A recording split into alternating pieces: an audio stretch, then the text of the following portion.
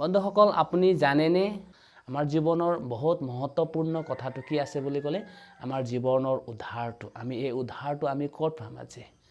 আপুনি যদি আজি এই উদ্ধাৰটো বিচাৰি আছে আপোনাৰ জীৱনত ক'লে মই আপোনালোকক ক'ম, বাইবেলত লিখা আছে পাচনি কৰ্ম 4 অধ্যায় 12 পদ লিখা আছে, প্ৰভু যীশু খ্ৰীষ্ট কোনো মানুহে উদ্ধাৰ নাপাব। কোনো নাম এনেকুৱা দিয়া নাই স্বৰ্গত তলত মানুহৰ মাজত যাৰ দ্বাৰা আমি পৰিত্ৰাণটো পাম। খালি প্ৰভু যীশু খ্ৰীষ্টৰ নামে দিয়া আছে।